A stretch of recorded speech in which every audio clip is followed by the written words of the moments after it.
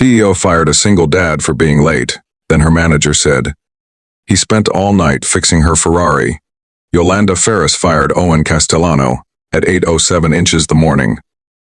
4 minutes after he walked through the garage doors, before he'd even had the chance to set down the duffel bag still slung over his shoulder. "You're 11 minutes late," she said, not raising her voice, which somehow made it worse.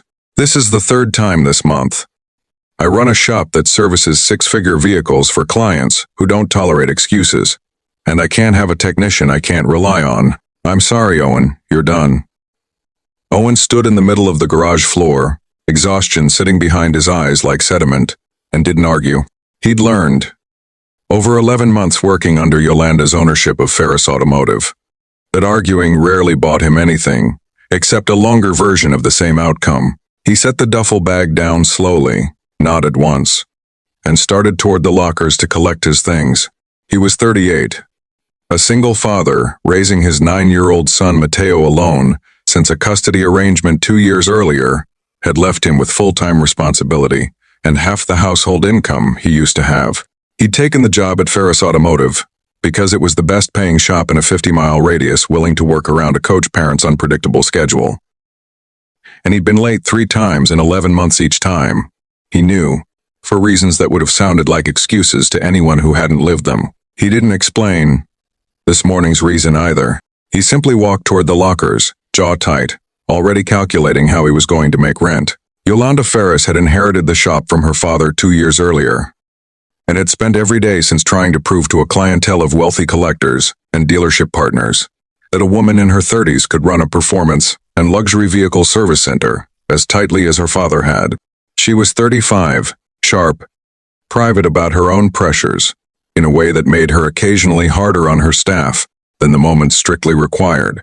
And this particular morning, she had every reason to be at the end of her patience.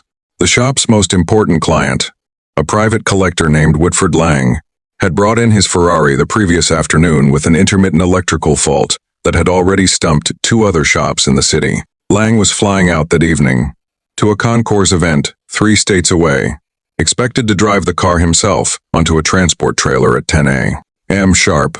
If the car wasn't running perfectly by then, Ferris Automotive lost not just Lang's business, but the referral network of collectors who trusted his judgment on which shops actually knew what they were doing. Yolanda had assigned the Ferrari to her senior technician the evening before, confident it would be ready. She had not, in the chaos of the morning, checked who had actually stayed to finish it. Owen was 3 steps from the lockers when the shop's floor manager, Reginald Cho, came jogging out from the service bay, wiping grease from his hands with a rag that had clearly seen better hours, an expression on his face somewhere between disbelief and alarm. "Yolanda." Reginald caught his breath. "Before you finish whatever's happening here, you need to know something." "Reg, I don't have time this morning. Owen was here until 4 a.m., Reginald said. "The Ferrari, Lang's Ferrari. Danny handed it off to him at 7 last night, because Danny couldn't find the fault and had a family thing he had to leave for. Owen stayed alone. He traced an intermittent short through the entire chassis wiring harness by hand, section by section, because the diagnostic computer couldn't isolate it. It only shows up under vibration load, which means you basically have to test a car you can't legally drive test at midnight in a closed shop. He rigged a bench test to simulate it instead. I only know because I came in early to prep for Lang's arrival, and found him still under the dash with the same 3 wires spread out like he was diffusing something." Yolanda's expression had gone very still. "That's not what the timesheet says. The car's listed as complete, signed off under Danny's name, because Owen let him sign off on it," Reginald said. "I asked him about that too, an hour ago. He said Danny already had enough stress with his mom in the hospital, and it wasn't going to help anyone for credit to become a whole conversation this week. He just wanted the car fixed before Lang showed up." Reginald glanced toward the lockers, where Owen was pulling his jacket off the hook, unaware the conversation happening behind him was unfolding at all. He went home for maybe 90 minutes to shower and get his kid to school himself, because his ex canceled on the morning handoff at 6 a.m. Then he came straight back, 11 minutes late, after 4 hours of sleep, because he refused to hand his son off to a neighbor at 6 inches the morning. Without checking, Mateo actually got fed first. Yolanda didn't say anything for a long moment. She walked past Reginald into the service bay, where Lang's Ferrari sat gleaming under the shop lights. Hood closed. Diagnostic tablet resting on the driver's seat with a handwritten note clipped to the top. Owen's handwriting, cramped and exhausted, but methodical, documenting every section of harness he'd tested, every wire he'd ruled out, the exact location and cause of the fault he'd finally traced to a chafed section, rubbing against a chassis mount that had been slowly wearing through insulation for months. Invisible to every previous inspection, she'd fired a man 4 minutes into her morning, without asking a single question. She thought about her father, who'd built this shop's reputation over 30 years on a principle he'd repeated to her so often. She'd stopped really hearing it until this exact moment. You don't know what a person carried to get to you. Ask before you judge what you see in the doorway. She found Owen at his locker. Jacket half on, bag already packed. Mr. Castellano, she said. His head came up wary. I need you to put your bag down. I already know what happened, Miss Ferris. I don't need. I fired you 11 minutes after you walked in this morning, and I did it without asking you a single question about why, Yolanda said. And there was no softness performing itself in her voice, just plain, uncomfortable honesty. Reginald just told me what actually happened last night. I need you to understand that I'm not offering you your job back because I feel guilty. I'm offering it back because I was wrong, and those are two different things. And you deserve to hear the difference. Owen studied her for a long moment, the exhaustion in his face not quite hiding the flicker of something wary and tired of being disappointed by people in positions like hers. You fired me over 11 minutes without asking why 3 separate times this year, he said.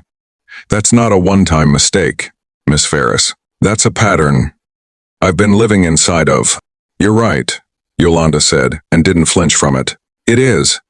I've been running this place like every excuse is a test I can't afford to fail, because I inherited a shop full of men who spent 2 years waiting for me to prove I couldn't do my father's job. I got so focused on not looking weak that I stopped asking the most basic question a decent manager asks before making a decision, like the one I made this morning. That's on me, not on you. She held out her hand, not for a handshake exactly, more like an offering. I'd like you to stay. Not just today. I'd like to rebuild how this shop handles situations like the ones you've been navigating alone for 11 months. Starting with an actual conversation about your schedule instead of a countdown to your third strike. Owen didn't answer right away. He thought about Mateo, asleep in the back seat that morning, while Owen drove him to school himself, instead of trusting a neighbor's rushed goodbye. About the 11 months of quietly absorbing every inconvenience of single parenthood without ever once explaining himself to an employer who'd made clear, in a dozen small ways, that explanations sounded like excuses to her. I'll stay, he said finally, if this actually changes something. Not just for me, for anybody here juggling something. Nobody sees walking through that door in the morning. It changes, Yolanda said. Starting with Lang's car. You're the one presenting it to him at 10 o'clock. Not Danny, not me. You. He should know exactly whose hands actually saved his morning. Whitford Lang arrived at 9:50, immaculate in a way that suggested he'd never once in his life worried about being late for anything, and listened with genuine astonishment as Owen walked him through the fault, a chafed wire, invisible on every standard inspection, found only by someone stubborn enough to trace an entire harness by hand at 1 inches the morning. Rather than tell a valued client, his car simply couldn't be fixed in time. You did this alone, Lang said. Not quite a question. Most of it, Owen said. Team effort gets it into the bay. One person has to actually chase down what's wrong with it sometimes. Lang left that morning with his Ferrari running perfectly, made his transport deadline with time to spare, and in a detail that mattered more to Ferris Automotive's future than either Owen or Yolanda initially realized. Mentioned Owen by name unprompted to 3 other collectors over the following month, each conversation quietly reinforcing exactly the reputation Yolanda had spent 2 years trying to build the hard way. The shop changed after that morning. Gradually, but genuinely. Yolanda instituted an actual policy, not a favor. A policy applied to everyone for staff managing childcare emergencies, medical crises, or family obligations that collided with scheduling. A phone call, not a countdown. The first response to any lateness before any consequence was ever considered.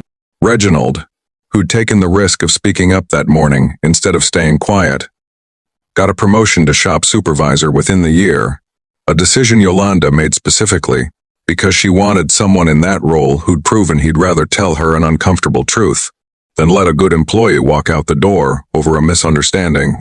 Owen stayed at Ferris Automotive for years after that morning, eventually training under Reginald as the shop's second senior technician, his son Mateo occasionally visiting after school to do homework at the same workbench, where his father had once spent an entire sleepless night tracing a stranger's problem by hand because it was the right thing to do. Whether or not anyone ever found out, Yolanda kept Owen's handwritten diagnostic note from that morning. The cramped, exhausted handwriting documenting every wire he'd tested pinned inside her office. Not as decoration, but as a reminder of the exact cost of judging what she saw in a doorway before asking what someone had carried to get there. 11 minutes, she told a new hire once. Months later, nodding toward the note. That's how close I came to losing the best technician I've ever worked with. Over 11 minutes, I never bothered to ask about the end.